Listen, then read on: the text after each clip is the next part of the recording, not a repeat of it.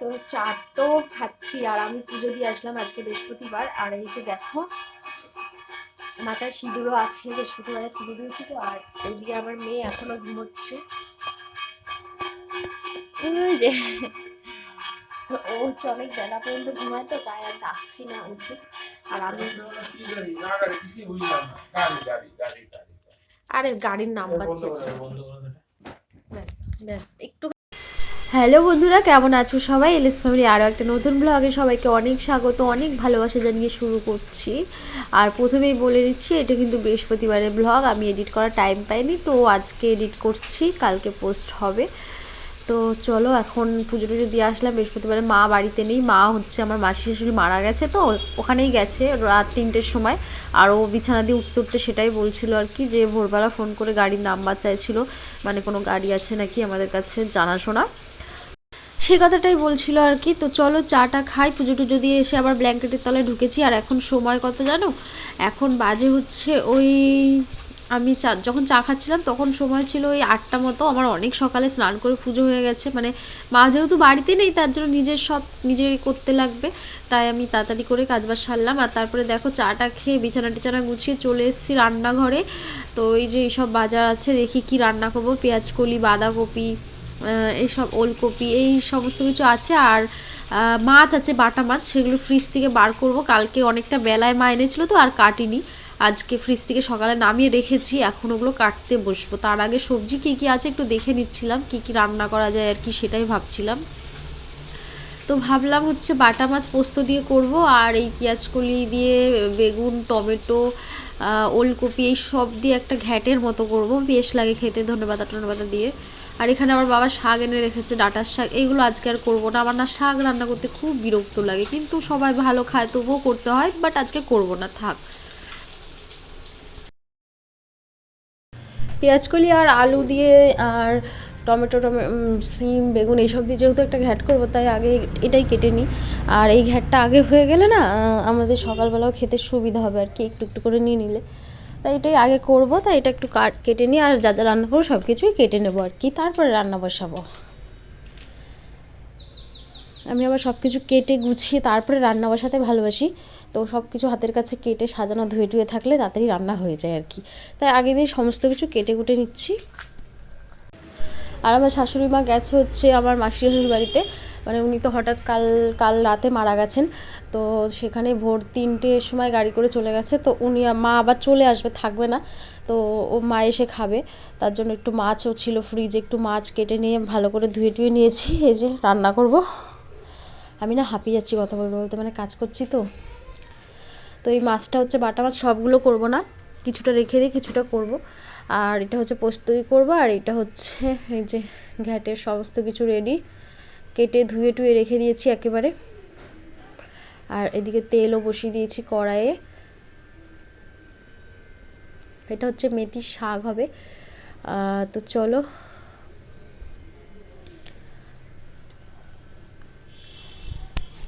তো ঠান্ডায় একদম জমে গেছে, হাত একদম বরফ হয়ে গেছে। কেন বলতো, অনেকক্ষণ থেকে জলের মানে কলপারে বসে মাছ কাটছিলাম তো। আর আমাদের বাড়িতে একটু রোদ পড়ে না যে রোদে বসে মাছ কাটবো, তার জন্য একদম হাত পা জমে গেছে। তাই হাত মুখ ধুয়ে ভালো করে চাদরটাকে গায়ে চড়িয়ে দিলাম। চাদর করে কাজ করতে পারি না, তবুও আজকে একটু রাখলাম, কারণ হচ্ছে মাছ কাটতে গিয়ে একদম জমে গেছি, ঠান্ডায় বরফ হয়ে গেছি। তো এখন রান্নাটা হচ্ছে, আর এই রান্নাটা হয়ে গেলে তারপরে ভাত খাবো। ভাত গরম বসিয়েছি যে বাটিতে করে, এই ভাতটা গরম হচ্ছে, এটা দিয়ে খাবো। এটা হলে তো চলো।